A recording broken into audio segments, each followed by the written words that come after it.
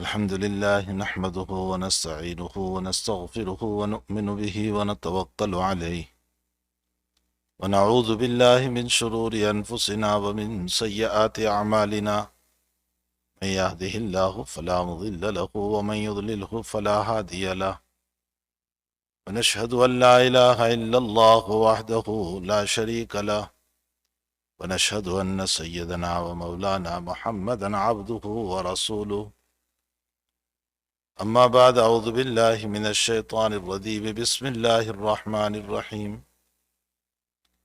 سبحان الذي يسرى بعبده ليلا من المسجد الحرام إلى المسجد الأقصى الذي باركنا حوله لنريه من آياتنا إنه هو السميع البصير صدق الله العظيم۔ بزرگان محترم، معزز بھائیو، دوستو، عزیزو، ہماری پردہ نشین مائیں، بہنیں اور بیٹیاں،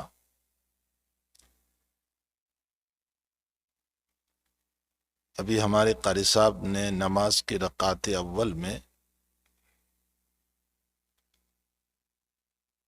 اسی سورت جس کو سورہ بنی اسرائیل کہا جاتا ہے، دونوں رکعات میں اسی کا حصہ تلاوت کیا، جس میں بہت سبق آموز باتیں ہیں۔ اگر انہی دو رکعات میں پڑھی جانے والی تلاوت کو اگر ہم سمجھ لیں تو میں سمجھتا ہوں کہ دنیا میں کسی وائس کے وعظ کرنے کی ضرورت نہیں رہے گی۔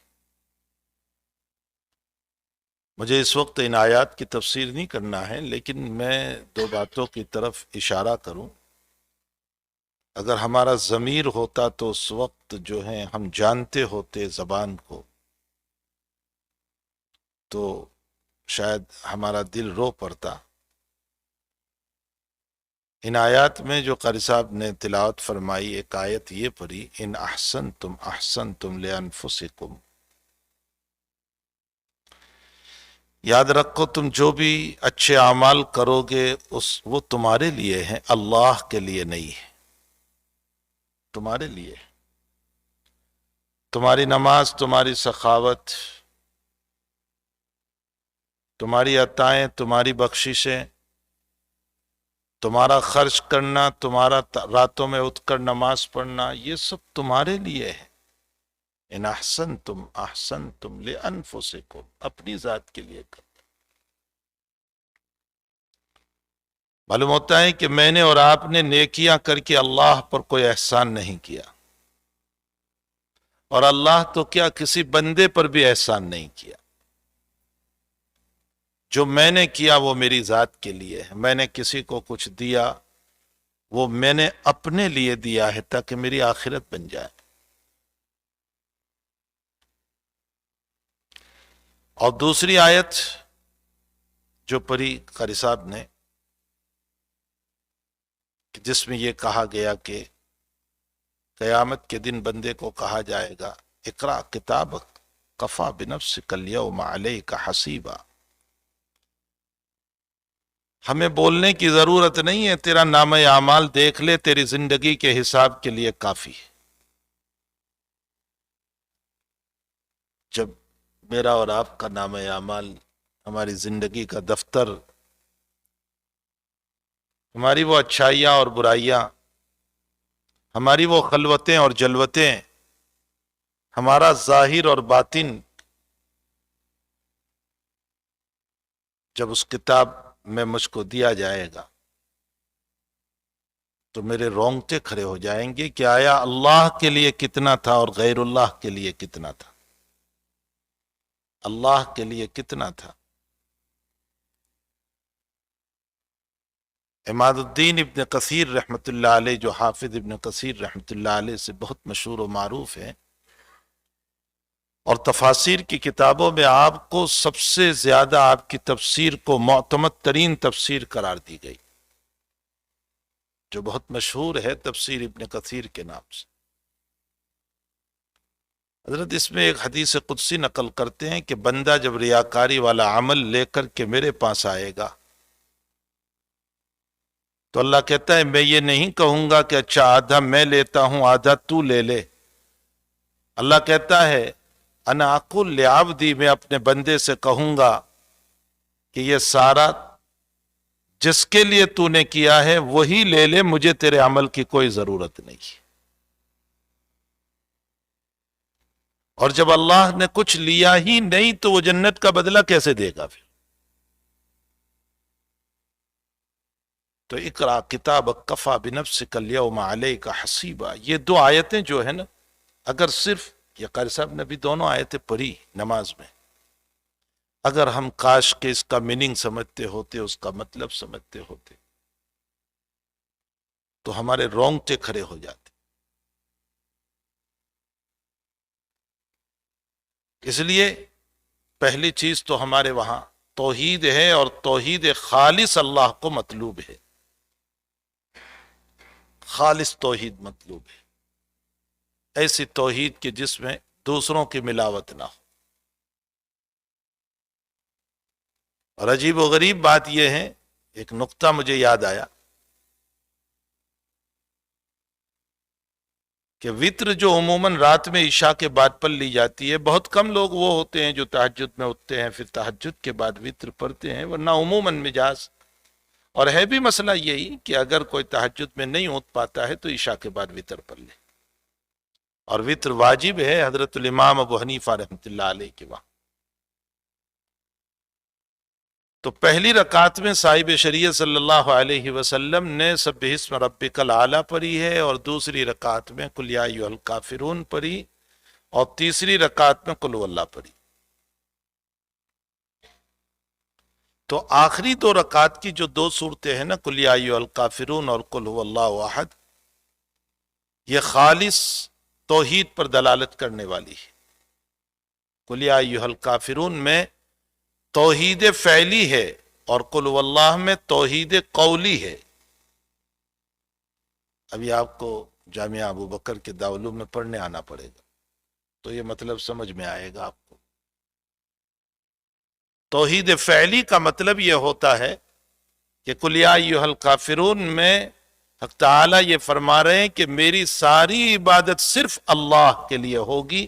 اسی لیے نبی اکرم صلی اللہ علیہ وسلم نے فرمایا لا اعبد ما تعبدون، تم جن بتوں کی عبادت کرتے ہو میں ہرگز نہیں کروں گا اس کی عبادت.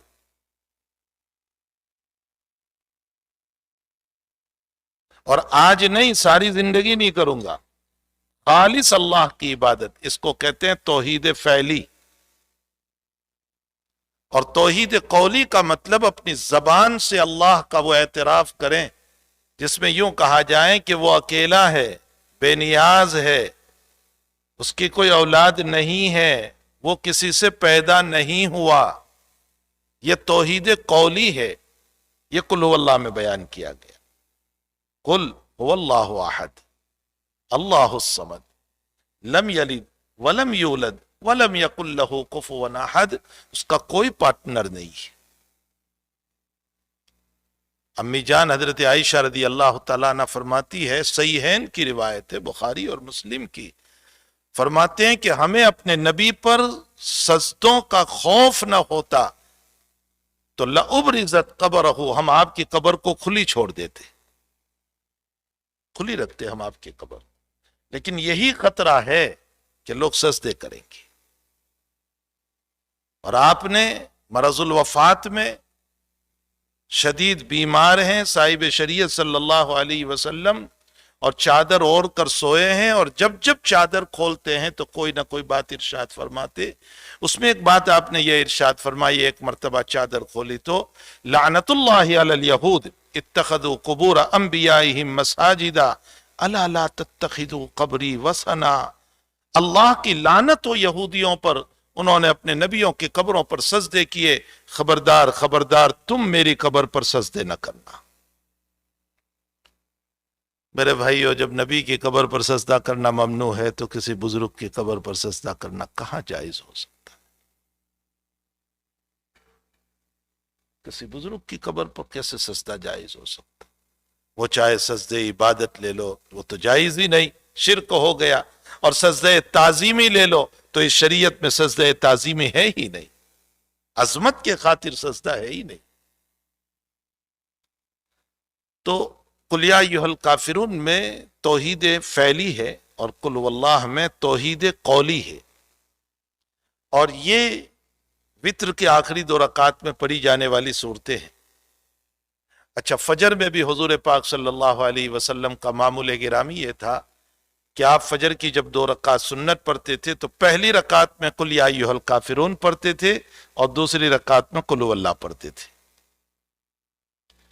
تو رات میں عشاء کی نماز میں عمل ہم کو بتایا وتر کے اندر کہ توحیدی آیات کو پڑھو اور اللہ تعالیٰ کی توحید فعلی اور توحید قولی کا اقرار کر کے سویا کرو. اور جب اٹھو تو فجر کی سنت میں انہی 2 صورتوں کو پڑھ کر کے دوبارہ توحید فعلی اور قولی کا اقرار کر لو. یہ ایک بہت باریک نقطہ ہے ان روایات کے اوپر کہ سونا بھی توحید کے اوپر ہے اور اٹھنا بھی توحید کے اوپر ہے. اور سارے اعمال کی بنیاد ہی توحید ہے. سارے اعمال کی بنیاد توحید ہے. توحید نہیں تو نہ نماز قبول، نہ روزہ قبول، کچھ بھی قبول نہیں ہوتا. تو اقرا کتابک کفی بنفسک الیوم علیک حسیبا. اور اس کے بعد والی سورت جو ہے سورہ کہف، جس کے اندر اللہ نے فرمایا لا یغادر صغیرۃ ولا کبیرۃ الا احصاها. بندہ جب اپنے نامہ اعمال کو دیکھے گا تو اس موقع پر وہ یہ کہے گا کہ یہ کیسی کتاب ہے جس نے میرے چھوٹے عمل کو بھی نہیں چھوڑا. بڑا عمل تو اپنی جگہ، سارے بڑے بھی موجود ہیں، چھوٹے بھی موجود ہیں. چھوٹے مجھے کسی نے دیکھا نہیں تھا، وہ عمل بھی اس میں موجود ہے. لا یغادر صغیرۃ ولا کبیرۃ الا احصاها. بہرحال میرے بھائیو، جو قاری صاحب نے آیات تلاوت فرمائی، کاش کہ ہم عربی جانتے ہوتے تو ہمارے دلوں پر ایک اثر پڑتا. اور بہت خوبصورت انداز میں جو قرآن پڑھا، جو دل پر ایک اثر کرنے والا تھا. اس کی پہلی آیت تھی سبحان الذی اسری بعبدہ لیلا من المسجد الحرام الی المسجد الاقصی. پاک ہے وہ ذات، سبحان، پاک ہے وہ ذات. اور ایک حدیث میں ہے کہ قیامت کے جی جب دیکھ بندہ چلے گا نا تو اس کے آگے لا الہ الا اللہ ہوگا، اور اس کی رائٹ میں اللہ اکبر ہوگا، اور اس کی لیفٹ میں سبحان اللہ ہوگا، اور اس کے پیچھے الحمدللہ ہوگا. یہ نیک بندوں کی جو دنیا کی تسبیحات ہے، حدیث میں ہے کہ یہ اس کی ترکیب ہوگی ساتھ کی. اور ارباب حکمت نے اس پر لکھا ہے کہ لا الہ الا اللہ اس لیے آگے ہوگا کہ یہ ایمان ہے، اور یہی ایمان اللہ کے پاس سفارش کے لیے آگے چلے گا، اس لیے یہ آگے ہوگا. اور اللہ اکبر اس لیے رائٹ میں ہوگا کہ اللہ اکبر میں اللہ کی کبریائی ہے، جمال ہے، اور جمال رائٹ میں ہوا کرتا ہے. اور سبحان اللہ لیفٹ میں اس لیے ہوگا کہ سبحان کا معنی پاک ہے وہ ذات، اور اللہ کو عیبوں سے پاک قرار دیا جاتا ہے، تو یہ لیفٹ میں ہوگا. اور الحمدللہ اس لیے پیچھے ہوا کرتا ہے کہ یہ اللہ کی تعریف ہے، اور تعریف پیچھے پیچھے چلا کرتی ہے. یہ حکمت لکھی ہے ارباب علم نے اس حدیث شریف کے ذیل میں. پاک ہے وہ ذات، سبحان الذی اسری بعبدہ، جو اپنے بندے کو محمد صلی اللہ علیہ وسلم کو مسجد حرام سے مسجد اقصی لے گیا. بہت سے لوگ کہتے ہیں کہ یہ خواب تھا. اگر وہ خواب تھا تو سبحان کا لفظ بولنے کی کوئی ضرورت نہیں تھی، اس لیے کہ خواب کا کوئی انکار نہیں کرتا. آپ میں سے بہت سارے خواب دیکھتے ہیں کہ رات میں سوتے ہیں تو پوری دنیا کا سفر کر کے آ جاتے ہیں. صبح اگر آپ بیان کریں کہ میں رات میں سونے کے بعد پیرس گیا، اور پیرس کے بعد میں مکہ المکرمہ پہنچا، اور وہاں سے چائنا گیا، اور چائنا سے ہانگ کانگ گیا، اور پھر وہاں سے فلاں جگہ، اور صبح کو اٹھ گیا، سب کہیں گے ٹھیک ہے، خواب میں تو دنیا ساری گھوم لیتے ہیں. پھر پاک ہیں کہنے کی ضرورت نہیں تھی. یہ پاک ہے وہاں سبحان اللہ وہاں بولا جاتا ہے جہاں تعجب ہوتا ہے. حدیث شریف میں ہے کہ جہاں تمہیں تعجب ہو وہاں کہا جاتا ہے سبحان اللہ. کوئی نئی بات معلوم ہوئی سبحان اللہ. تو سبحان کا لفظ بولنا دلیل ہے اس بات کی کہ یہ سفر بڑا تعجب کا تھا، اور تعجب بیداری پر ہوا کرتا ہے، خواب پر نہیں ہوتا، ڈریم پر نہیں ہوتا ہے. اور اگر یہ خواب ہی تھا تو پھر مکہ والوں کو کیوں سوالات پیدا ہو گئے؟ مان لیتے وہ لوگ؟ کیوں اشکال کرتے وہ لوگ؟ کیوں سوالات قائم کرتے؟ یہ ڈریم نہیں تھا، حقیقت تھی کہ نبی اکرم صلی اللہ تعالی علیہ وسلم کو مسجد حرام سے مسجد اقصی لے گئے. واقعہ تو بڑا لمبا ہے، میں مختصر چند باتیں اس کے اندر سے عرض کر دوں. مسجد اقصی تک کے سفر کو اسرا کہا جاتا ہے. مسجد حرام سے مسجد اقصی تک کا جو سفر ہوا اس کو اسرا کہا جاتا ہے. ایک قول کے مطابق آپ حتیم کعبہ میں سوئے ہوئے تھے، اور ایک قول کے مطابق اپنی چچازاد بہن ام ہانی رضی اللہ تعالیٰ عنہ، جو حضرت علی رضی اللہ تعالیٰ عنہ کی بہن ہے، ان کے گھر سوئے ہوئے تھے.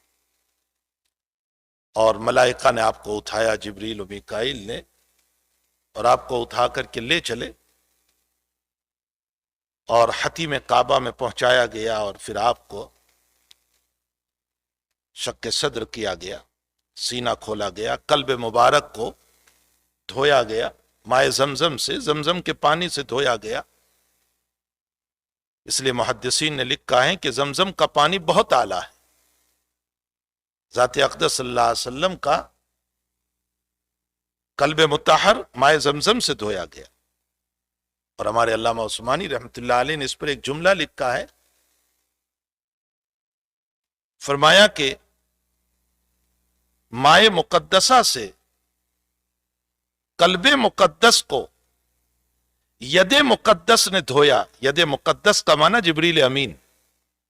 مائے مقدسہ سے یعنی مقدس پانی سے، مائے مقدسہ سے قلب مقدس کو یعنی ذات اقدس کے قلب مبارک کو ید مقدس نے یعنی جبریل کے ہاتھوں نے دھویا، تاکہ علوم مقدسہ اتارے جائیں. آپ کے قلب پر علوم مقدسہ اتارے جائیں. اور یہ شق صدر آپ کا 4 مرتبہ ہوا. ایک بالکل بچپن میں جب آپ 2-3 سال کے تھے، اور ایک جب 10 سال کے آپ ہوئے، اور اس کے بعد ایک قول کے مطابق جب آپ کو وحی اول ملی اقرا بسم ربک الذی، اور ایک چوتھا یہ معراج کے موقع پر. 4 مرتبہ آپ کو شق صدر ہوا. اور ایک شرح صدر ہے جس کو اللہ تعالیٰ نے علم نشرح لک صدرک میں بیان فرمایا ہے. شرح صدر کا معنی اطمینان، اطمینان قلبی. آپ کو اس شریعت پر، اللہ کی ذات پر اتنا اطمینان تھا، اتنا اطمینان تھا، اتنا اطمینان تھا کہ آپ نے فرمایا کہ اگر میرے ایک ہاتھ میں مون رکھ دیا جائے، چاند رکھ دیا جائے، اور ایک ہاتھ میں آفتاب اور سن رکھ دیا جائے، اور تم مجھے اللہ کی توحید سے روکو گے تو میں رکنے والا نہیں ہوں. آپ کو اتنا یقین تھا. تو شرح صدر اور ہیں جس کو علم نشرح میں بیان کیا گیا، شق صدر اور ہیں جو احادیث مبارکہ میں. تو آپ کے سینے مبارک کو کھول کر کے قلب مقدس کو مائے زمزم سے دھویا گیا. اسی لیے حدیث شریف میں ہے ماء زمزم لما شرب لہ، جس نیت سے پیو گے اللہ تعالیٰ آپ کی نیت کو پوری کرے گا. یہ حدیث شریف ہے. حافظ ابن حجر عسقلانی رحمۃ اللہ علیہ نے مائے زمزم کی فضیلت پر مستقل کتاب لکھی، اس میں بہت ساری بحثوں کو جمع فرمایا. تو یہ جو ہے بہت ہی اعلیٰ درجے کا پانی ہے. میرے ایک ملنے والے تھے، ان کو کینسر کا مرض تھا اور بہت شدید بیمار تھے. وہ ایسا نہیں لگتا تھا کہ اب وہ لمبی زندگی گزاریں گے. انہوں نے کہا کہ مرنا یہ ہے تو پھر اسی سرزمین میں جا کر نہ مروں. بہرحال انہوں نے عمرے کا ویزا لے لیا اور چلے وہ عمرے کے لیے کہ موت آئے گی تو خیر، بہرحال اسی زمین میں ہم مر جائیں گے. ان کا خود بیان ہے، اس کے بعد تو وہ 8 سال جی کر کے گئے. ان کا خود بیان ہے، وہ کہنے لگی کہ میں وہاں پہنچا، اور پہنچنے کے بعد جو ہے ویسے اس سے پہلے میری ملاقات بھی ان سے ہوئی تھی، کچھ دعا سلام بھی، اور کہا تھا کہ مائے زمزم سے آپ غسل بھی کر سکتے ہیں۔ وہ کہنے لگے کہ میں نے پیا بھی خوب اور غسل بھی خوب کیا، صرف جنابت کا غسل نہیں ہو سکتا، باقی غسل ہو سکتا ہے مائے زمزم سے۔ تو میں نے غسل بھی خوب کیا اور پیا بھی خوب۔ رب کریم نے میری بیماری کو دور فرما دیا۔ حقیقت یہ ہے کہ ماء زمزم نبی کا کلام ہے، جو صادق و مصدوق صلی اللہ علیہ وسلم، جو جھوٹ نہیں بولتے۔ تو آسمان سے برتنوں کے اندر کچھ حکمت لائی گئی تھی، اب وہ شکل کیا ہوگی وہ اللہ ہی بہتر جانتا ہے۔ اور آپ کے قلب مبارک کو صاف کرنے کے بعد جو ہے اس حکمت کی باتوں کو آپ کے قلب پر ڈال دیا گیا اور پھر اس کو سی لیا گیا۔ حضرت انس فرماتے ہیں کہ ہم نے آپ کے سیے ہوئے حصے کو دیکھا ہے، بخاری شریف میں ہے کہ ہم نے دیکھا ہے اس کو۔ معلوم ہوتا ہے کہ سائنس نے کوئی ترقی نہیں کی ہے، اسے پہلے بھی آپریشن ہو چکا ہے قلب کا، یہ کوئی نئی بات نہیں ہے۔ ذات اقدس صلی اللہ علیہ وسلم کا مسئلہ بہت پہلے ہو چکا ہے، وہ ملائکہ کے ہاتھوں سے ہوا تھا۔ اور پھر اس کے بعد حضرت کے لیے ایک جانور، ایک سواری لائی گئی جس کو براق کہا جاتا ہے، اور یہ برقن سے ہے، برقن کا معنی بجلی، اور وہ سواری چونکہ بجلی کی طرح دوڑتی تھی اس لیے اس کو براق کہا گیا۔ اور جب وہ پہاڑ پر چڑھتی تھی تو اس کے پیچھے کے پاؤں جو ہیں وہ لمبے ہو جاتے تھے تاکہ بیلنس رہے، اور جب نیچے اترنا ہوتا تھا تو اگلے پاؤں لمبے ہو جاتے تھے تاکہ بیلنس رہے اور حضرت گر نہ جائے، اس لیے کہ لمبا سفر ہے بیت اللہ سے لے کر کے بیت المقدس تک کا، اور اس سواری پر آپ کو لے جایا گیا، اس کو اسرا کہتے ہیں۔ اور وہاں سے لے کر اوپر کا جو سفر ہوا 7ویں آسمان تک کا، اس کو معراج کہتے ہیں۔ اور 7ویں آسمان کے بعد جو اللہ کے تقرب تک کا سفر ہوا اس کو اعراج کہتے ہیں۔ معراج اور ہے، اعراج اور ہے۔ معراج کا معنی سیڑھی، اسٹیس، چونکہ بیت المقدس سے سیڑھی کے ذریعے سے لے جائے گئے اس لیے وہ معراج ہے۔ اور وہاں سے پھر اللہ کا حکم چلا اور عروج اور بلندی ہوئی ہے آپ کی، اس لیے اس کو اعراج کہتے ہیں۔ تو اسرا ہے، معراج ہے اور اعراج ہے۔ راستے میں بہت ساری باتیں بھی پیش آئی، بہت ساری چیزوں کو بھی آپ کو دکھایا گیا۔ راستے میں آپ کو دودھ اور شراب بھی پیش کی گئی پیالے کی شکل میں، آپ نے دودھ کو لے لیا۔ کوئی یوں کہے کہ شراب تو حرام ہے، کیسے پیش کی گئی؟ اس وقت حرام نہیں ہوئی تھی، یہ مکی زندگی کا واقعہ ہے، اور راجح قول پر ہجرت سے 2 سال پہلے پیش آیا ہے۔ علل مشہور تو یہی ہے کہ 27 رجب کو پیش آیا، ورنہ اور بھی تاریخ علماء نے بیان فرمائی ہے اس سلسلے میں، کسی نے 15 بھی کہی ہے، کسی نے 22 بھی کہی ہے، لیکن مشہور قول یہ ہے کہ 27 رجب کو یہ مسئلہ پیش آیا۔ ورنہ مہینے کے اعتبار سے بھی بعضوں نے جمادی الاولیٰ بھی کہا ہے اور رمضان بھی کہا ہے اور شوال بھی کہا ہے، لیکن مشہور یہ ہے کہ رجب میں ہوا۔ تو آپ نے دودھ کو اختیار فرمایا۔ جبریل امین نے فرمایا کہ بہتر ہوا کہ آپ نے دودھ لیا، اگر آپ شراب لے لیتے تو آپ کی امت گمراہی میں مبتلا ہو جاتی، اس لیے کہ یہ مثال تھی ہدایت اور ضلالت سے۔ اور ویسے بھی دودھ کے باب میں ہے کہ نبی علیہ الصلوۃ والسلام نے ایک مرتبہ دودھ پیا ڈریم اور خواب کے اندر، اور اپنا بچا ہوا حضرت عمر کو دیا، پوچھا کہ حضرت دودھ کی کیا تعبیر؟ آپ نے فرمایا علم، اس لیے کہ دودھ میں سفیدی ہے اور علم میں نورانیت ہے۔ دودھ جسم کی غذا ہے اور علم روح کی غذا ہے، یہ مناسبت ہے دونوں کے درمیان، اس لیے آپ نے علم سے تعبیر۔ ایک جگہ سے آپ پاس ہو رہے تھے، گزر رہے تھے، اور یا محمد یا محمد یا محمد، لیکن حضرت نے توجہ نہیں فرمائی، چلتے ہی رہے چلتے ہی رہے۔ بہت آگے چل کر کے جبریل سے پوچھا کہ یہ کون آواز دے رہا تھا؟ میں نے تو مر کر بھی اس کو نہیں دیکھا۔ فرمایا اچھا ہوا آپ نے نہیں دیکھا، یہ دنیا تھی جو خوبصورت عورت کی شکل میں بیٹھی ہوئی تھی، اگر آپ اس کا جواب دے دیتے تو آپ کی اکثر امت گمراہی میں مبتلا ہو جاتی، اور حب دنیا میں ایسی مبتلا ہو جاتی عموم امت کہ ان کا قابو کرنا جو ہے مشکل ہو جاتا۔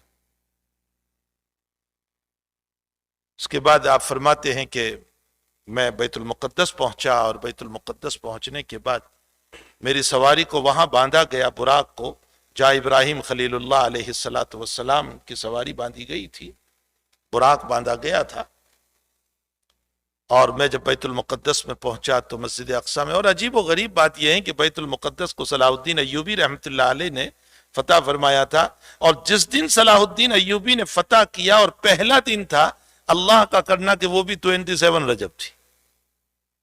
عجیب و غریب اتفاق ہوا کہ آپ نے جس دن فتح کرنے کے بعد بیت المقدس میں پہلی نماز جو پڑھی ہے وہ 27 تھی۔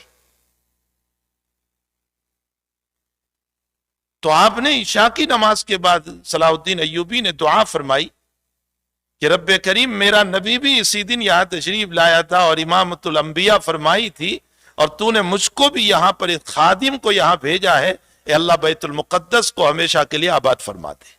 یہ آپ کی دعا ہیں جو کتابوں میں نقل کی گئی۔ اللہ بیت المقدس کو خلاصی نصیب فرمائے، آزادی نصیب فرمائے، اور وہاں کے مسلمانوں کی اللہ تعالیٰ پوری حفاظت فرمائے، ظلمات سے، حالات سے، پریشانیوں سے۔ حضرت فرماتے ہیں کہ میں جب پہنچا تو انبیاء کرام علیہ السلام سارے موجود تھے، میں جا کر کے ایک صف میں بیٹھ گیا، اور خیال میرا یہ تھا، حضرت خود فرماتے ہیں کہ میرا خیال یہ تھا کہ اب نماز کا مسئلہ ہے تو اس صورت میں یا تو میرے والد آدم نماز پر آئیں گے، یا نوح نماز پر آئیں گے، یا ابراہیم خلیل اللہ نماز پر آئیں گے، اس لیے کہ یہ تینوں حضرت کے والدین ہوتے ہیں، والد میں شمار ہوتے ہیں۔ آدم تو ہے ہی سب کے والد صاحب، اس کے بعد نوح علیہ السلام والد ثانی کہے جاتے ہیں، کائنات انہی سے پھر دوبارہ وجود میں آئی، اور ابراہیم خلیل اللہ علیہ السلام آپ کے والد ہیں، سلسلہ اسماعیل میں آپ ہی تک پہنچتا ہے سلسلہ۔ فرمایا میرا خیال یہ تھا کہ ان تینوں میں سے کوئی ایک امامت کرائے گا، لیکن جبریل امین ایک مصلی لے کر کے آئے، اور پھر مجھے حکم کیا کہ آپ نماز پر آئیں گی، اور یہ سارے کے سارے لوگ آپ کے استقبال میں آئے ہوئے۔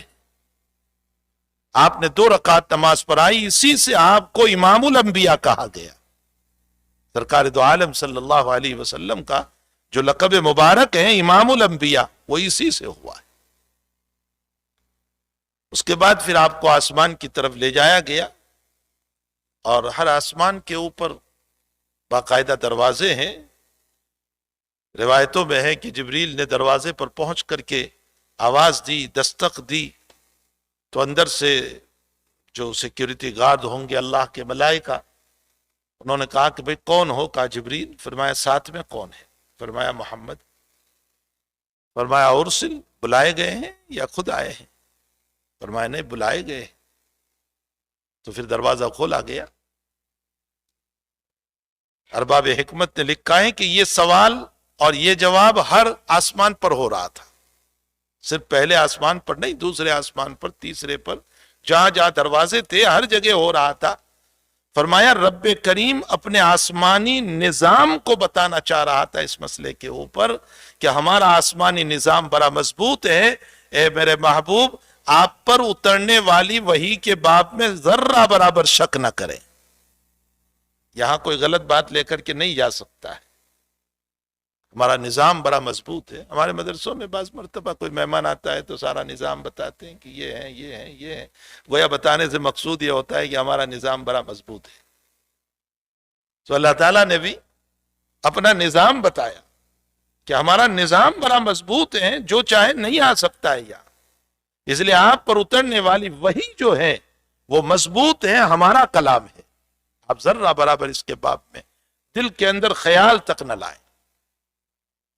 اور پھر آسمانوں میں ملاقات، پہلے آسمان پر آدم علیہ السلام سے ملاقات، حضرت آدم کا آپ کا استقبال، اور مرحبا بالابن الصالح والنبی الصالح، اور پھر دوسرے آسمان پر، تیسرے آسمان پر حضرت ہارون علیہ السلام سے ملاقات، موسیٰ علیہ السلام سے ملاقات، ادریس علیہ السلام سے ملاقات، یحییٰ اور عیسیٰ علیہ السلام سے ملاقات، اور پھر 7ویں پر حضرت ابراہیم خلیل اللہ علیہ السلام سے ملاقات۔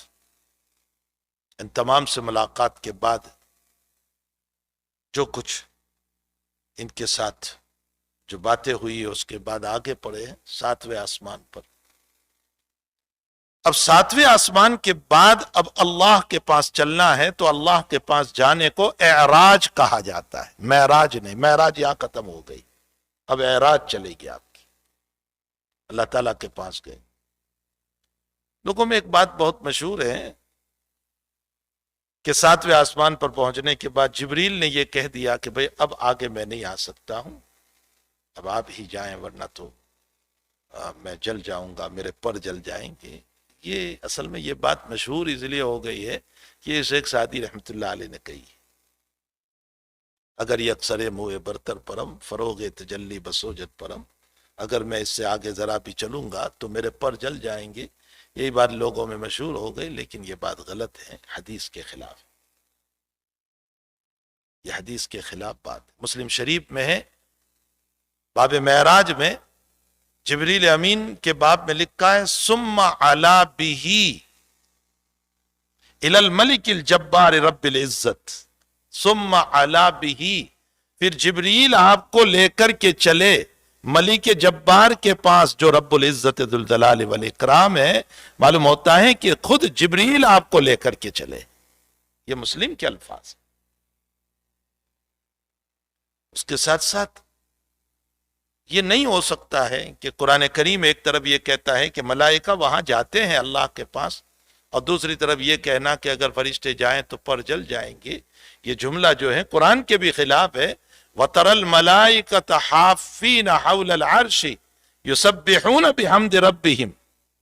وَتَرَى الْمَلَائِكَةَ، فرشتوں کو اگر آپ دیکھو تو حافین چکر لگاتے ہیں حول العرش، اللہ کے عرش کے چاروں طرف، یسبحون بحمد ربہم، اللہ کی تسبیح اور تحمید کرتے ہوئے۔ معلوم ہوتا ہے کہ اللہ کے عرش کے پاس فرشتے جاتے ہیں، یہ قرآن کی آیت بھی دلالت کر رہی ہے۔ اس لیے قرآن و حدیث کے خلاف ہے۔ جبریل امین علیہ السلام خود آپ کو لے کر کے چلے ہیں، ثم علا بہ الی الملک الجبار رب العزت ذی الجلال والاکرام، اللہ کے دربار میں پہنچے۔ جب اللہ کے دربار میں پہنچے تو خوف کا عالم یہ تھا نبی علیہ السلام کا کہ روایت میں ہے کہ جمد شفتایا، جمد شفتایا کا معنی ہوتا ہے میرے ہونٹ برف کی طرح سکر گئے، جیسے برف ہوتا ہے نا ویسے جم گئے۔ یہ ایک رعب تھا اللہ ذوالجلال والاکرام کا، یعنی میرے ہونٹ جو ہیں خشک ہو گئے۔ ظاہر سی بات ہے کہ محبوب دربار میں پہنچا ہے اور ڈر رہا ہے، اس کے خوف کو دور کرنا ہے، اس کے ڈر کو دور کرنا ہے۔ یہ خود فرماتے ہیں کہ جمد شفتایا، اللہ تعالیٰ نے آپ کے خوف کو دور کرنے کے لیے بڑا پیارا جملہ ارشاد فرمایا، لم جیتنی یا حبیبی، بہت پیارا جملہ فرمایا، لم جیتنی یا حبیبی، میرے حبیب کیسے آ گئے تم یہاں؟ بہت پیار میں اللہ کہہ رہا ہے تاکہ آپ کا خوف دور ہو جائے۔ ایک آدمی ڈر رہا ہو اور اس کو آپ یہ کہیں میرے پیارے خیریت تو ہو، اس کا خوف آدھا دور ہو جائے گا۔ لم جیتنی یا حبیبی، میرے حبیب آپ کیسے آ گئے اور آپ میرے لیے کیا لے کر کے آئے؟ اللہ تعالیٰ پوچھ رہا ہے آپ میرے لیے کیا لے کر کے آئے؟ تو نبی اکرم صلی اللہ تعالی علیہ وسلم نے فرمایا التحیات للہ والصلوات والطیبات، اے اللہ میری قولی عبادت، میری فعلی عبادت، عبادت کی جتنی شکلیں ہو سکتی ہے، مالی عبادت، قولی عبادت، فعلی عبادت، یہ تمام عبادتیں تیرے لیے ہیں، بس میں عبادتوں کا تحفہ لے کر کے تیرے دربار میں حاضر ہوا ہوں۔ التحیات للہ والصلوات والطیبات، ساری مالی عبادت بھی تیرے لیے، پہلی عبادت نماز وغیرہ بھی تیرے لیے، قولی عبادت زبان سے جو کچھ بولوں گا پڑھوں گا وہ سب تیرے لیے. بس میں عبادتوں کا یہ تحفہ تیرے دربار میں لے کر کے حاضر ہوا. حق تعالی جل شانہ نے اپنے محبوب کی ان باتوں کو سن کر فرمایا السلام علیکہ ایہا النبی ورحمت اللہ وبرکاتہ. سلام ہو تجھ پر میرے محبوب. بہت پیارا ترجمہ فرمایا ہمارے علامہ انور شاہ صاحب کشمیری رحمت اللہ علیہ نے. سلام ہو تجھ پر میرے محبوب. اور شاہ صاحب نے آگے ایک جملہ بڑھایا اور پیار کرے میرا مولا اپنے محبوب سے. پیار کرے میرا مولا اپنے محبوب سے، یعنی مولا اپنے محبوب سے پیار کر رہا ہے. سلام علیکہ ایہا النبی ورحمت اللہ وبرکاتہ. برکتیں بھی تیرے لیے دنیا کی، رحمت بھی تیرے لیے. دنیا کی جتنی چیزیں ہو سکتی ہے ورحمت اللہ وبرکاتہ میں اللہ نے عطا فرما دی. تو دیکھا کہ میرا رب جب دینے پر آیا ہوا ہے تو پھر میں اکیلا کیوں لے چلوں، میں اکیلا کیوں مانگوں. فرمایا السلام علینا، مجھے اکیلے پر نہیں، ہم تمام انبیاء پر تیری سلامتی ہو جائے. میں اکیلا نہیں، سارے نبیوں پر. اور صرف انبیاء نہیں، وعلی عباد اللہ الصالحین، اے اللہ قیامت تک میری امت میں جتنے صالحین آئیں گے اس پر بھی تیرا سلام ہو جائے. وعلی عباد اللہ الصالحین. بخاری شریف میں ہے، عبداللہ ابن مسعود رضی اللہ تعالیٰ عنہ فرماتے ہیں کہ اے لوگو صالح بن جاؤ، نیک بن جاؤ، نبی کی معراج کی دعا تمہیں لگ جائے گی. ابن مسعود رضی اللہ تعالیٰ عنہ فرماتے ہیں نیک بن جاؤ. وعلی عباد اللہ الصالحین، یہ نبی کی وہ دعا ہے جو رب کے دربار میں کی جا رہی ہے، وہ تمہیں لگ جائے گی. اور پھر ابن مسعود رضی اللہ تعالیٰ عنہ نے ایک جملہ اور ارشاد فرمایا نیک بنو. دنیا میں اربوں خربوں انسان نماز پڑھتے ہیں اور اپنی نمازوں میں وعلی عباد اللہ الصالحین کا جملہ بولتے ہیں السلام علینا وعلی عباد اللہ الصالحین. ان اربوں خربوں نماز پڑھنے والوں میں کوئی 1000-2000 تو اللہ کے ولی ہوں گے، غوث ہوں گے، کتب ہوں گے، ابدال ہوں گے، جن کی نمازیں اللہ قبول کر رہا ہوگا، ان کی دعائیں قبول کر رہا ہوگا. اگر ہم صالح ہوں گے تو دنیا کے ان صالحین کی دعائیں ہمیں بھی پہنچ جائے گی. وعلی عباد اللہ الصالحین. جب یہ گفتگو اللہ کی اور نبی کی سنی اور فرشتوں نے جو وہاں موجود تھے تو فرمایا اشہد ان لا الہ الا اللہ و اشہد ان محمدا عبدہ و رسولہ. یہ تو ہوئی گفتگو نبی اکرم صلی اللہ علیہ وسلم، اللہ جل شانہ اور ملائکہ. اب بندوں کو اس پر کیا ملا؟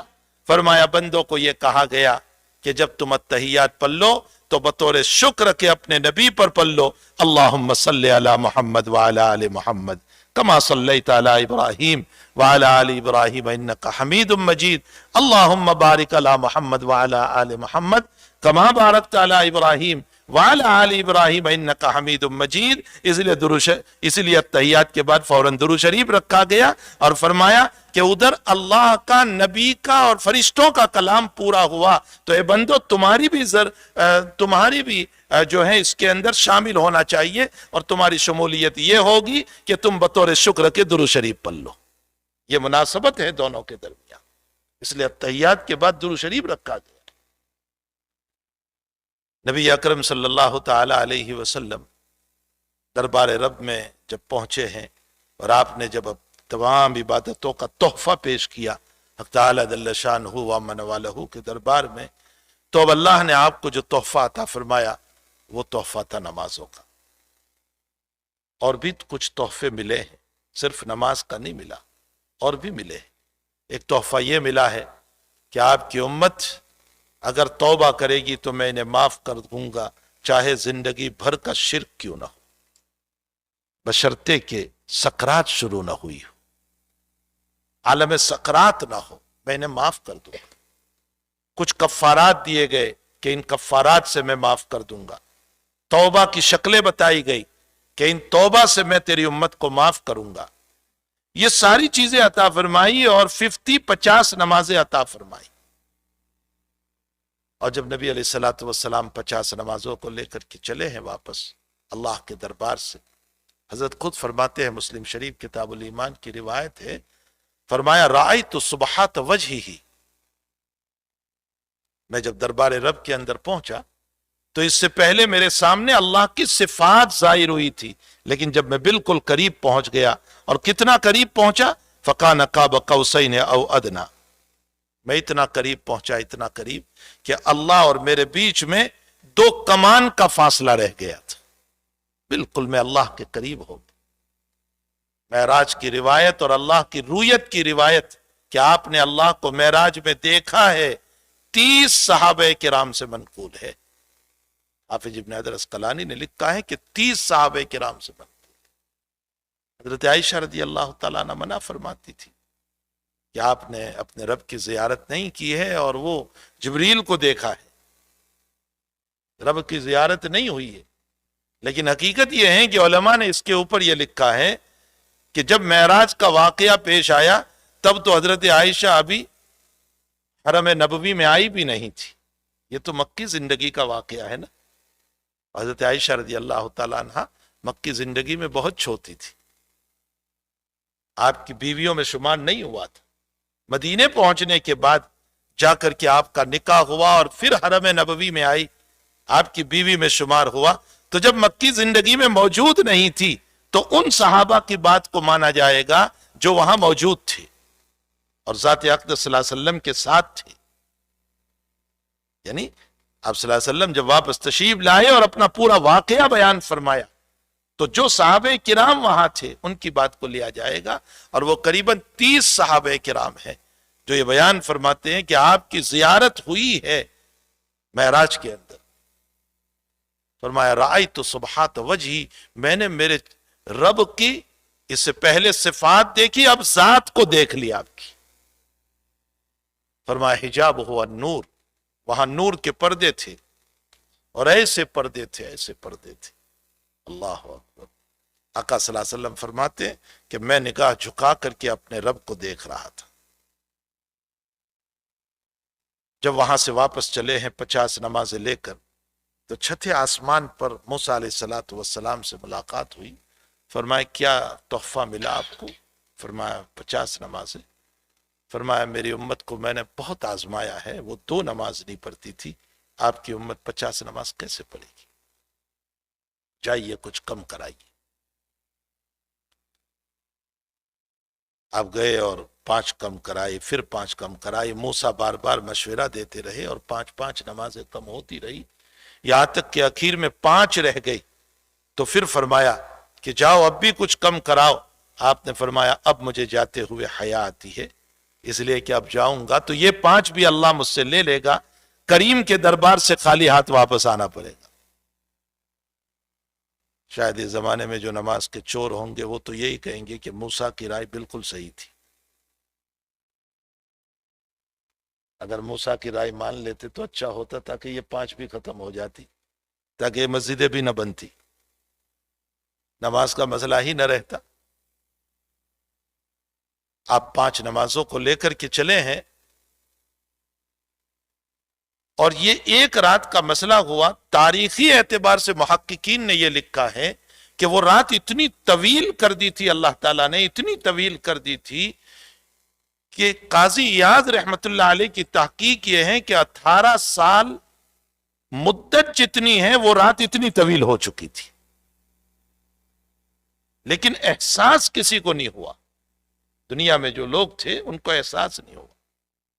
صرف ایک واقعہ نقل کیا جاتا ہے، ایک تیل نکالنے والے کا، آئل نکالنے والے کا، جو جانور چلا کر کے آئل نکالتے تھے اس زمانے میں، اس کا واقعہ بیان کیا گیا ہے کہ اس نے کہا کہ میری ساری چیزیں ختم ہو گئی، سارے بیج ختم ہو گئے، اور جتنی چیزوں سے میں آئل بناتا تھا وہ ساری چیزیں ختم ہو گئی، لیکن رات ختم ہونے کا نام نہیں لے رہی تھی. اس سے مجھے انداز ہوا کہ یہ رات کچھ طویل ہو چکی ہے.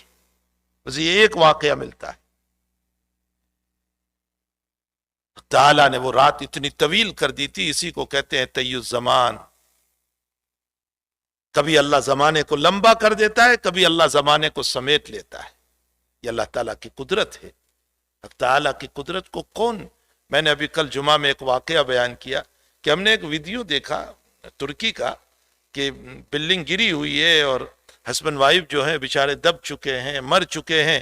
لیکن جب بلڈنگ گری ہے اور اوپر کی چھت اور ٹیریس جو گرا ہے تو اس عورت کے پیٹ پر گرا اور وہ عورت حاملہ تھی، تو بوجھ کی وجہ سے بچہ پیدا ہو گیا، بچہ زندہ نکلا اور ماں باپ مر چکے ہیں.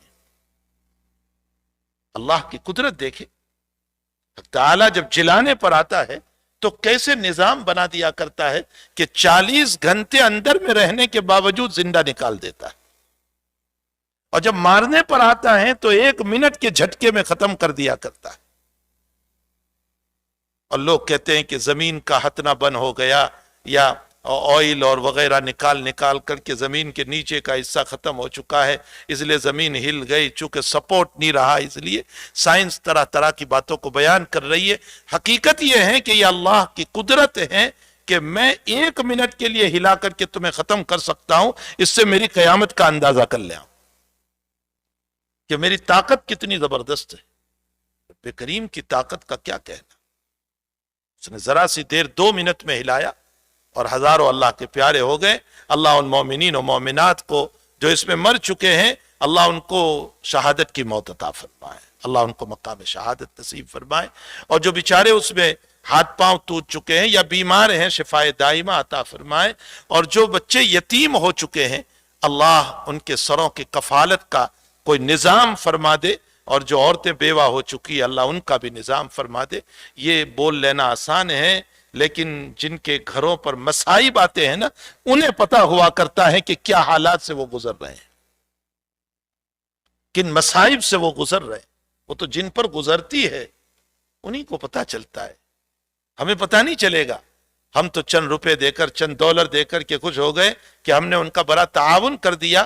میرے ہزاروں ڈالر کے باوجود میں اس ماں کو نہیں لا سکتا ہوں جو ماں دنیا سے رخصت ہو چکی اور اس کے معصوم سے بچے تڑپ رہے ہیں اور اس کو دودھ پلانے کا مسئلہ ہو چکا ہے.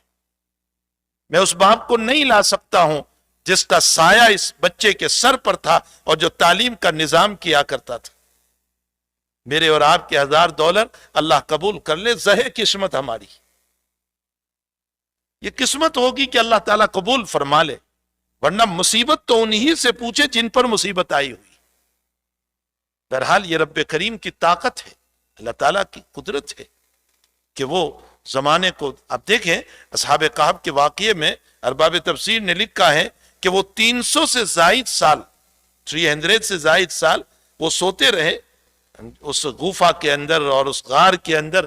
اور عجیب و غریب بات یہ ہے کہ جب وہ اٹھتے ہیں تو ان کی عمر کوئی زیادہ نہیں ہو گئی تھی. وہ جس عمر کے اندر سوئے ہوئے تھے اسی عمر میں اٹھے. اس لیے کہ اگر بڑی عمر میں اٹھے ہوتے تو مان لو کہ وہ اگر 50 ایئرس کی عمر میں سوئے، ایک مثال کے طور پر 50 سال کی عمر میں، تو جب اٹھے تو 350 کے ہو جانے چاہیے تھے، 350 کے. اور جب 350 کے ہو گئے ہوتے تو پھر داڑھی بھی بہت سفید اور بال بھی بہت سفید اور بڑھاپا بالکل آ چکا ہوتا. تو پھر وہ یہ بحث کیوں کرتے کہ ہم 1 دن یا آدھا دن ٹھہرے ہیں یہاں. معلوم ہوتا ہے کہ 300 سال سونے کے باوجود وہ اتنے کے اتنے ہی رہے. جس عمر میں سوئے تھے اتنی ہی عمر کے اندر وہ رہے. اللہ چاہتا ہے تو آفتاب میری زندگی پر اثر ڈالتا ہے، وہ نہیں چاہتا ہے تو آفتاب اثر نہیں ڈال سکتا ہے. وہ میری زندگی کی عمر کو نہیں بڑھا سکتا ہے. یہ اللہ کی قدرت پہ حق تعالی جل شانہ قادر مطلق ہے. تو وہ رات اتنی لمبی کر دی تھی اللہ تعالیٰ نے. بہرحال حضور پاک صلی اللہ علیہ وسلم جا کر کے واپس آ گئے 50 نمازیں لے کر. موسیٰ علیہ السلام نے مشورہ دیا کہ کچھ کم کرائیں. کم کرتے کرتے 5 نمازیں رہ گئی. پھر موسیٰ نے مشورہ دیا، فرمایا اب مجھے حیا آ رہی ہے واپس جانے سے. 5 نمازیں لے کر کے دنیا میں تشریف لائے.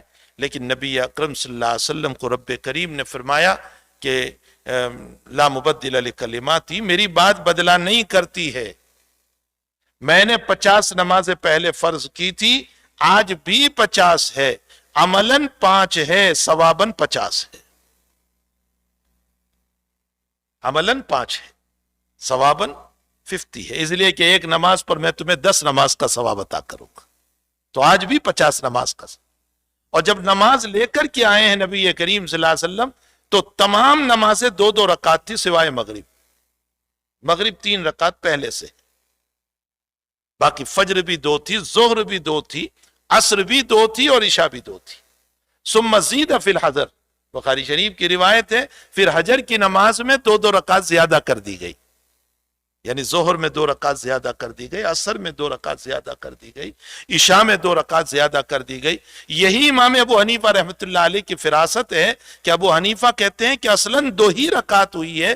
معلوم ہوتا ہے کہ سفر میں جو نماز پڑھی جا رہی ہے وہ اپنی اصل پر ہے، اس لیے 2 ہی رکعت پڑھنا یہ عزیمت اور واجب ہوگا، رخصت نہیں ہے۔ یہ فراست ابی حنیفہ ہے۔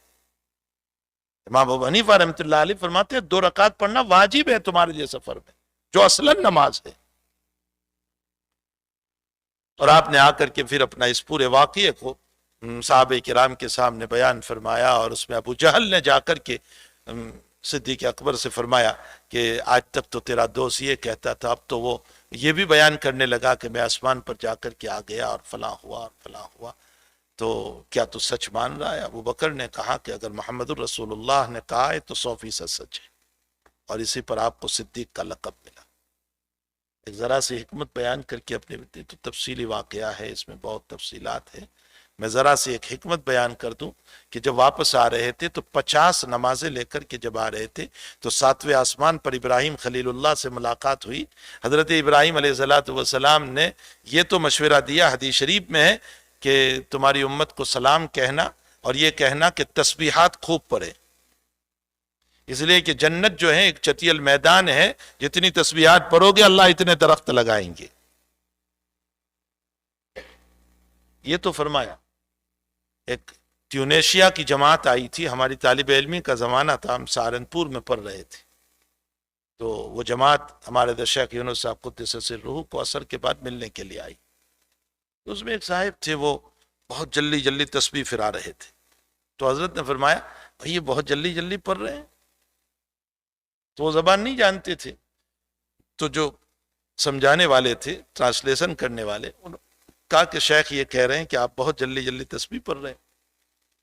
تو انہوں نے کہا کہ بھائی اللہ تعالیٰ نے مجھ کو 55 سال کی عمر میں ایمان کی دولت دی، یعنی میں ابھی مسلمان ہوا ہوں 4 سال پہلے، 55 سال کی عمر میں مجھے ایمان کی دولت دی ہے، تم لوگ پیدائشی مسلمان ہو، اس لیے نہ معلوم تم نے کتنے درخت لگا دیے ہوں گے، میں تو ابھی مسلمان ہوا ہوں، اس لیے مجھے درخت کی بہت ضرورت ہے، اس لیے میں جلدی تسبیح پڑھ رہا ہوں۔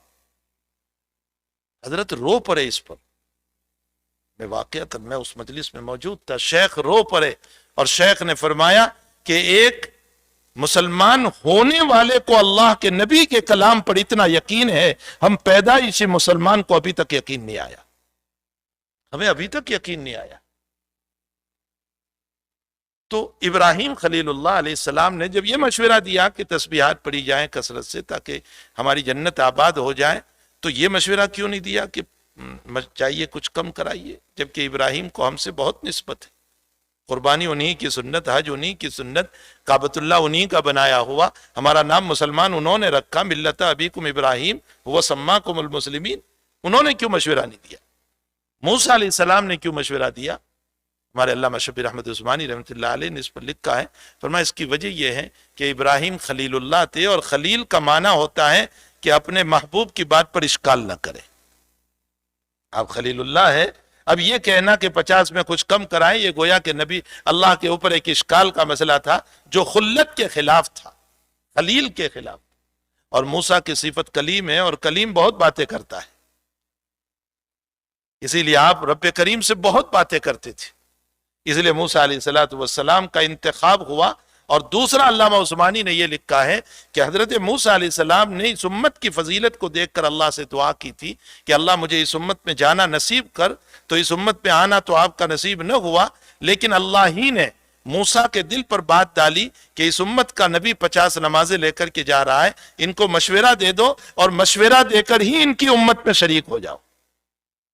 تو حضرت موسیٰ علیہ السلام اس امت میں مشورہ دے کر کے شریک ہوئے، اس کا مطلب یہ نکلا کہ اس امت کی کتنی بڑی فضیلت ہے جو تعالیٰ جل شانہ نے اس امت کو مقام دیا ہے۔ بہرحال یہ 50 نمازیں اللہ مفتی شفیع صاحب رحمۃ اللہ علیہ نے لکھا ہے کہ جب روزے کے باب میں زمین پر وہی آ سکتی ہے اور حج کے باب میں زمین پر وہی آ سکتی ہے، زکوٰۃ کے باب میں وہی آ سکتی ہے، ایمان کے باب میں وہی آ سکتی ہے، تو نماز کے لیے کیا ضرورت پڑی تھی کہ سفر کرائے؟ اس میں ایسا کون سا مسئلہ تھا؟ فرمایا اصل مسئلہ نماز کے لیے نہیں ہوا ہے، اصل تو اللہ تعالیٰ اپنے آسمانی سفر کو کرانا چاہتا تھا اور آپ کے مقام بلند کو بتانا چاہتا تھا، آپ کی شان مقدس کو بتانا چاہتا تھا۔ یہی وجہ ہے کہ ابن کثیر رحمۃ اللہ علیہ نے لکھا ہے کہ پہلا وہ نبی ہے جس نے جنت میں رہ کر کے جنت کو دیکھا ہے، اور آخری نبی ہے جس نے معراج کرا کر کے اللہ نے جنت کو بتایا ہے۔ یعنی آدم علیہ السلام جنت میں رہے، اور آخری نبی محمد الرسول اللہ صلی اللہ تعالیٰ علیہ وسلم کو اللہ تعالیٰ نے اپنے قریب بلا کر کے جنت کو بتایا ہے۔ اور یہ عجیب و غریب حکمت ہے۔ اللہ مولانا ادریس صاحب کاندلوی رحمۃ اللہ علیہ لکھتے ہیں کہ جو نبی معراج میں گیا تو اس کے لیے براق بھیجا گیا، لیکن وہی نبی جب ہجرت کر کے جا رہا ہے تو کوئی براق نہیں بھیجا گیا، بلکہ اس کو چھپ جانا پڑا 3 دن تک غار ثور کے اندر، اور چھپتے چھپتے اس کو نکلنا پڑا، یہاں تک کہ کتنی تکلیفیں برداشت کر کے مدینۃ المنورہ پہنچا۔ تو کیوں براق نہیں بھیجا ہجرت کے موقع پر؟ اللہ براق بھیج دیتا، آنن فانن تھوڑی دیر کے اندر آپ مدینۃ المنورہ پہنچ جاتے۔ مولانا ادریس صاحب کاندلوی فرماتے ہیں کہ یہ جو معراج کا سفر تھا وہ مہمانی کا سفر تھا، اللہ اپنے وہاں آپ کو بطور مہمان کے بلا رہا تھا، اس لیے سواری بھیج دی، آپ کے لیے گاڑی بھیج دی، اور فرمایا ہجرت کا سفر جو ہے وہ دعوت و تبلیغ کا سفر ہے۔ اشارہ فرمایا میرے محبوب دعوت و تبلیغ میں مشقتیں اٹھانی پڑے گی، اس کے بغیر تم کامیاب نہیں ہو سکتے۔ تو تبلیغ کے راستے میں مشقت ہی مشقت ہے، اس کو تو اٹھانا ہی پڑے گا۔ بہرحال موسیٰ علیہ السلام کلیم تھے، اس لیے اللہ تعالیٰ جل شانہ نے آپ کا انتخاب فرما کر آپ کے دل پر الہام کیا کہ میرا نبی جا رہا ہے، اس کو آپ ذرا مشورہ دے کر کے کم کرانے کا مشورہ دے دیں۔ یہ سارا اللہ ہی کی طرف سے نظام تھا، یہ نہیں ہے کہ اللہ کی طرف سے نظام نہیں تھا۔ جب کوئی قطرہ اجازت کے بغیر نہیں گرتا، پتہ اجازت کے بغیر نہیں گرتا، تو موسیٰ آسمانوں میں اللہ کے مشورے کے بغیر کیسے بول سکتے؟ وہ کیسے مشورہ دے سکتے؟ تو بہرحال موسیٰ کلیم تھے، اس لیے انتخاب ہوا۔ حضرت موسیٰ علیہ السلام کی ایک اسرائیلی روایت مجھے یاد آئی کہ ایک عورت نے یا ایک مرد نے حضرت موسیٰ علیہ السلام سے کہا کہ موسیٰ تیرے رب سے یہ سوال کر لینا، تو بہت کہتا ہے کہ گناہوں سے ذلتیاں آ جاتی ہے، اور گناہوں سے فلاں ہو جاتا ہے، اور گناہوں سے دولت چلی جاتی ہے، اور یہ ہو جاتا ہے۔ مجھے تو کچھ نہیں ہوا ہے، میں اتنے گناہ کر رہا ہوں، اس کے باوجود میری عزت بھی باقی، میرا مال بھی باقی، بلکہ میرے مال میں اور ترقی ہو رہی ہے، مجھے کچھ نہیں ہو رہا ہے۔ حضرت موسیٰ علیہ السلام نے رب کریم سے فرمایا کہ باری تعالیٰ وہ تیرا ایک بندہ ہے جو معاصی کے باوجود یہ کہہ رہا ہے کہ مجھے کچھ نہیں ہو رہا ہے، تو کیا اللہ تو اس کی پکڑ نہیں کرتا ہے؟ اس کی وجہ سے لوگوں کو بھی غلط راستے مل رہے ہیں، لوگ بھی غلط راستوں پر جانے کی کوشش کر رہے ہیں کہ کچھ نہیں ہو رہا ہے گناہ کرنے کی وجہ سے، اللہ کی نافرمانی کی وجہ سے۔ تو آپ نے اس کے ساتھ کوئی معاملہ نہیں کیا۔ تعالیٰ جل شانہ و من والہ نے فرمایا موسیٰ میں نے اس کی پکڑ کی ہے لیکن اس کو احساس نہیں۔ فرمایا رب کریم کیا پکڑ کی تو نے؟ فرمایا میں نے اس سے عبادت کی لذت اور مناجات کی لذت کو چھین لیا ہے۔ عبادات کی لذت اور مناجات اور دعاؤں کی لذت کو چھین لیا ہے، لیکن مجھے اسے احساس نہیں۔ میرے بھائیوں، اس روایت سے یہ پتہ چلتا ہے کہ صرف دولت کا ختم ہو جانا، عزت کا ختم ہو جانا یہی پکڑ نہیں ہے۔ اگر عبادتوں کی لذت بھی ہماری چلی گئی اور نمازوں میں مزہ نہیں آ رہا ہے، اور نماز سے ہم دور بھاگ رہے ہیں اور دعاؤں سے دور بھاگ رہے ہیں، تو یاد رکھو یہ بھی گناہوں کا نتیجہ ہے، یہ بھی معاصی کا نتیجہ ہے جو اللہ تعالیٰ کی طرف سے ہمارے ساتھ ہو رہا ہے۔ اس لیے ہمیں چاہیے کہ ہم رب کریم کے دربار میں ہر وقت جو ہے اپنے آپ کو جھکائے رکھے، نیاز مندی کے ساتھ رکھے، عاجزی کے ساتھ رکھے، اور جو اہم ترین عبادت ہمیں عطا فرمائی ہے۔ تو مفتی شفیع صاحب رحمۃ اللہ علیہ فرماتے ہیں کہ اسپیشل نماز کے لیے نہیں بلائے تھے آپ کو تو مہمانی کے طور پر بلائے تھے، البتہ ایک انعام آپ کو عطا فرمایا نماز کا۔ وہ نماز کا انعام آپ کو اس لیے دیا کہ مفتی شفیع صاحب رحمۃ اللہ علیہ فرماتے ہیں اس میں حکمت یہ ہے کہ جب رب کریم کے قریب آپ پہنچے اور آپ نے اپنا مقام جب دیکھا کہ اتنا اونچا مقام اللہ تعالیٰ نے مجھے دیا ہے، تو آپ کے دل میں اپنی امت یاد آئی۔ شفیق باپ اپنے اولاد کو یاد کرتا ہے، شفیق استاذ اپنے شاگرد کو یاد کرتا ہے، تو آپ تو ہمارے باپ سے زیادہ شفیق تھے۔ آپ کو اپنی امت یاد آئی کہ اللہ جو مقام تو نے مجھے ابھی عطا فرمایا ہے میری امت کو کب نصیب ہوگا۔ حق تعالی علیم بذات الصدور ہے۔ آپ نے فرمایا کہ میرے محبوب میں تجھ کو ایک نماز کی عبادت دیتا ہوں، جب تیری امت اس نماز کی عبادت کو ادا کرے گی اور سجدے میں جائے گی تو وہ مجھ سے اتنی ہی قریب ہو جائے گی جتنا کہ تو ابھی قریب ہوا ہے۔ اسی کو حدیث شریف میں فرمایا ان العبد يتقرب الى اللہ تعالی بالسجود، بندہ جو ہے وہ اللہ سے سجدے میں بالکل قریب ہو جاتا ہے۔ اس لیے نمازوں کا اہتمام ہو۔ لوگ پوچھتے ہیں اس رات میں کوئی 27ویں رات میں کوئی کچھ عبادت نہیں ہے، بس ایک واقعہ پیش آیا ہے۔ اس کی عبادت یہی ہے کہ 5 وقت کی عبادت کی اہمیت سمجھے۔ اس رات کا فائدہ ہی یہ ہے کہ ہم 5 وقت کی نمازوں کو روزانہ پابندی سے پڑھے، یہ اس رات کی عبادت ہے۔ ورنہ اسپیشل اس رات کے اندر کوئی عبادت نہیں ہے، خاص طور پر جو نبی اکرم صلی اللہ علیہ وسلم نے فرمائی ہو، اور اگر کوئی عبادت سمجھ کر کے کر رہا ہے کہ وہ بدعت ہے۔ وَكُلُّ بِدْعَةٍ ضَلَالَةٍ وَكُلُّ ضَلَالَةٍ فِي النَّارِ، جو بات حضور سے ثابت نہ ہو اس کو ہم نہیں کریں گے۔ ہاں اس روایت سے اتنا ضرور ثابت ہوا کہ 5 نمازیں ملی ہیں، ہمیں ان 5 نمازوں کا اہتمام پابندی کے ساتھ کرنا چاہیے، ہماری کوئی نماز چھوٹنے نہ پائے، وقت کے اندر بھی، اور استحباب وقت میں پڑھنے والے بنے، تاخیر کر کے پڑھنے والے نہ بنے۔ جو یہ کووید نے ہم کو سست بنا دیا کہ ہم اتنے تاخیر کر کے نماز پڑھ رہے ہیں کہ باتوں میں لگے ہوئے ہیں، گپ شپ میں لگے ہوئے ہیں، اور جب مغرب کا وقت قریب ہوتا ہے تب جا کر کے ہم عصر کی نماز پڑھنے کھڑے ہوتے ہیں، اور جب عشاء مغرب کا وقت ختم ہوتا ہے تب مغرب پڑھنے کھڑے ہوتے ہیں، اور فجر کا وقت بالکل آخری وقت میں پڑھتے ہیں۔ حضرت عمر ابن عبدالعزیز رحمۃ اللہ علیہ ایک مرتبہ حکومتی کام میں اتنے مشغول ہو گئے کہ وقت مستحب کا پتہ نہ چلا، اور وقت مستحب نکل گیا۔ وقت نہیں نکلا تھا، مکروہ وقت بھی نہیں آیا تھا، وقت مستحب نکل گیا، جو بالکل بگننگ کا وقت ہوتا ہے، شروع کا وقت ہوتا ہے، وقت مستحب نکل گیا۔ حضرت عروہ رحمۃ اللہ علیہ، حضرت عائشہ رضی اللہ تعالی عنہ کے بھانجے، انہوں نے فرمایا کیا کر رہے ہیں آپ؟ ایک مرتبہ کی نماز پر توق دیا ان کو، کیا کر رہے ہیں آپ؟ حضور پاک صلی اللہ، پھر حدیث سنائی کہ نبی اکرم صلی اللہ علیہ وسلم کو جبریل نے آ کر کے اس طرح پر نماز پڑھائی تھی، تو حضرت عمر ابن عبدالعزیز نے فرمایا اے لما تقول، تم کیا کہہ رہے ہو؟ یعنی سند پیش کرو اس حدیث کی۔ تو آپ نے پھر عروہ نے پوری سند پیش کی کہ میں نے یہ روایت اپنی خالہ جان سے ان نبی صلی اللہ علیہ وسلم، خیر میں نے یہ واقعہ، اس میں بڑی تفصیل ہے فقہی اعتبار سے، میں نے یہ اس لیے پیش کیا کہ ایک دن وقت مستحب سے تھوڑی سی تاخیر ہو گئی تو عروہ برداشت نہیں کر پائے۔ ہماری روزانہ کی نماز وقت مستحب سے تاخیر ہو رہی ہے، ہم روزانہ کبھی وقت مکروہ میں پڑھتے ہیں، کبھی وقت مستحب نکل جاتا ہے، تب ہم پڑھتے ہیں۔ ایک ہی تو عبادت رہ گئی ہمارے پاس، نماز، وہ رمضان کے روزے، وہ تو سال میں ایک مرتبہ آتے ہیں۔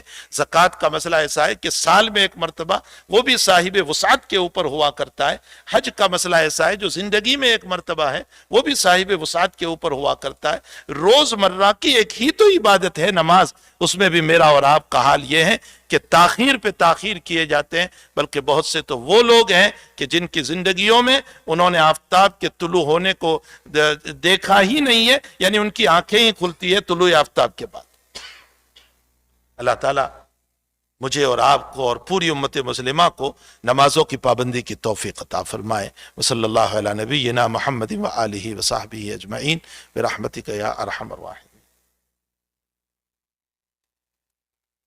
جناب سراج گھردہ صاحب بیمار ہیں، آئی سی یو میں ہیں، دعاؤں کی درخواست کی ہے، ان کے لیے دعا فرمائے، اللہ تعالیٰ ان کو شفاء دائمہ عطا فرمائے۔ اور حاجی آدم چینا صاحب، ان کا بھی فون آیا تھا انڈیا سے، ان کی اہلیہ وہاں ہسپیٹل میں ہیں اور بہت شدید بیمار ہیں، انہوں نے بھی دعا کی درخواست کی ہے۔ جو اس طرح دعاؤں کی درخواست کرتے رہتے ہیں وہ حقیقت میں یہ سمجھتے ہیں کہ کسی کی بھی دعا لگ جائیں اور اللہ شفا عطا فرما دے۔ تو جہاں ہم اپنے لیے دعا کرتے ہیں وہاں امت کے لیے بھی دعائیں ہونی چاہیے، امت کے بیماروں کے لیے، امت کے مرحوموں کے لیے بھی دعائیں ہونی چاہیے۔ ایک صحابی رضی اللہ تعالیٰ عنہ مسجد میں تشریف لائے اور جلدی نماز پڑھی اور حضرت کی خدمت میں، اور انہوں نے جو دعا کی، اللہم ارحم علی وعلی محمد ولا ترحم معنا احدا، اللہ مجھ پر رحم کر، محمد صلی اللہ علیہ وسلم پر رحم کر، تیسرے کسی پر نہ کرنا۔ تو حضرت نے فرمایا لقد حجرت واسعا، تو نے اللہ کی وسیع رحمت کو تنگ کر دیا، ساری امت کے لیے دعا کر۔ اور ہمارے حضرت جی رحمۃ اللہ علیہ، مولانا انعام الحسن صاحب سے میں نے اپنے ان کانوں سے سنا ہے، حضرت جی رحمۃ اللہ علیہ نے فرمایا جب ہم امت کے لیے دعا کرتے ہیں تو کبھی امت میں کوئی فرد ایسا ہوتا ہے کہ اس کے وسیلے سے اللہ ہماری ضرورتوں کو پوری کر دیتا ہے، ہماری حاجات کو پوری کر دیتا ہے، تو ہمیں دعاؤں کا اہتمام اور امت کے لیے دعا کرنا چاہیے۔ سبحان اللہ وبحمدہ، سبحان اللہ العظیم، سبحان اللہ وبحمدہ، عدد خلقہ ورضا نفسہ وزنۃ عرشہ ومداد کلماتہ۔ اللهم صل على سيدنا حبيبنا وشفيعنا وسندنا مولانا محمد وبارك وسلم. اللهم صل على سيدنا حبيبنا وشفيعنا وسندنا مولانا محمد وبارك وسلم. ربنا آتنا في الدنيا حسنة وفي الآخرة حسنة وقنا عذاب النار وقنا عذاب القبر وقنا عذاب الحشر وقنا عذاب الفقر وقنا عذاب الدين واشرنا يوم القيامة مع المتقين مع الإيمان. اللهم إنا نسألك إيمانا كاملا، اللهم إنا نسألك إيمانا كاملا وقلبا خاشعا وعلما نافعا ورزقا واسعا وعملا متقبلا وشفاء من كل داء. اللهم إنا نعوذ بك من علم لا ينفع وقلب لا تخشع ونفس لا تشبع ودعاء لا يستجاب له. اللهم إنا نعوذ بك من جهد البلاء ودرك الشقاء وسوء القضاء وشماتة الأعداء. اللهم إنا نعوذ بك من المعثم والمغرم. اللهم ربنا هب لنا من ازواجنا وذرياتنا قرة اعين واجعلنا للمتقين اماما. ربنا هب لنا من ازواجنا وذرياتنا قرة اعين واجعلنا للمتقين اماما. اللهم ربنا لا تزغ قلوبنا بعد إذ هديتنا وهب لنا من لدنك رحمة انك انت الوهاب. اللهم ربنا لا تؤاخذنا ان نسينا واخطانا. ربنا ولا تحمل علينا إسرا كما حملته على الذين من قبلنا. ربنا ولا تحملنا ما لا طاقة لنا به واعف عنا واغفر لنا وارحمنا واعف عنا واغفر لنا وارحمنا انت مولانا فانصرنا على القوم الكافرين. اللہ ہمارے گناہوں کو معاف فرما، ہمیں نمازوں کے توفیق عطا فرما، نمازوں کی لذت عطا فرما، ہمیں صالحین میں سے بنا، ہمیں عابدین میں سے بنا، ہمیں زاہدین میں سے بنا، ہمیں متقین میں سے بنا، ہمیں مصلیین میں سے بنا۔ اللہ ہمیں ان میں سے بنا دے جن سے تو محبت کرتا ہے۔ اے اللہ ہمیں اہل اللہ کی محبت نصیب فرما، اللہ والوں کی محبت نصیب فرما۔ اللہم انا نسألک حبک وحب من یحبک وحب عمل یقربنا الیک۔ اے اللہ ہمیں نیک بنا، صالح بنا، متقی اور پرہیزگار بنا۔ اے الہ العالمین، یقیناً تیرے پاس ایک دن ہمیں حاضر ہونا ہے، اس میں کوئی دو بات نہیں ہو سکتی ہے، موت برحق ہے۔ اللہ ہمیں تیرے دربار میں آنا ہے۔ اللہ ہمیں ایسے نہ بلانا جیسے ایک مجرم کو پکڑا جاتا ہے، مولا جیسے اس کو ہاتھ کڑی پہنائی جاتی ہے، اس کے ہاتھ پیچھے باندھ دیے جاتے ہیں۔ اللہ ہمیں ایسے نہ بلانا، اللہ ہمیں ایسے نہ بلانا، اللہ ہمیں ایسے نہ بلانا، اللہ ہمیں ایسے بلانا جیسے ایک مہمان کو بلایا جاتا ہے، ایک اکرام کے ساتھ اسے بلایا جاتا ہے۔ اللہ ہمیں بھی اکرام کے ساتھ بلا لینا، ہمیں اپنا پروانہ عطا فرما دینا کہ یا ایتھا النفس المطمئنہ ارجعی الی ربک راضیۃ مرضیہ فادخلی فی عبادی وادخلی جنتی۔ اپنی رضامندی کا پروانہ عطا فرمانا، اپنی خوشنودی کا پروانہ عطا فرمانا۔ اے اللہ جو بیمار ہیں سب کو شفا عطا فرما، عافیت صحت عطا فرما، تندرستی و توانائی عطا فرما۔ اے اللہ مہلک بیماریوں سے ہماری بھی حفاظت فرما، کینسر سے حفاظت فرما، برین ہیمریج سے حفاظت فرما، فالج اور لقوے سے حفاظت فرما، محتاج بننے والی بیماریوں سے حفاظت فرما۔ اے اللہ جو مرحوم ہو چکے ہیں سب کی قبروں کو نور سے منور فرما، سب کے درجات بلند فرما۔ اے اللہ جو مومنین و مومنات قبر میں جانے کے بعد اگر عذاب میں ہیں، اللہ ہم آپ سے بہت معدبانہ و عاجزانہ درخواست و دعا کرتے ہیں، اے اللہ انہیں عذاب سے رہائی عطا فرما، اللہ انہیں عذاب سے رہائی عطا فرما، اللہ انہیں عذاب سے رہائی عطا فرما۔ سب کی قبر کو الہ العالمین جنت کا باغیچہ بنا دے۔ اے اللہ زلزلے میں جو مومنین و مومنات مر چکے ہیں اللہ مقام شہادت عطا فرما۔ اے اللہ ان کے پسماندگاہ کو صبر جمیل عطا فرما، بے مکانوں کو مکان عطا فرما، بھوکوں کو کھانا عطا فرما، پیاسوں کو پانی عطا فرما۔ اے اللہ ہم سب کی ضرورتوں کو دست غیب سے پورا فرما۔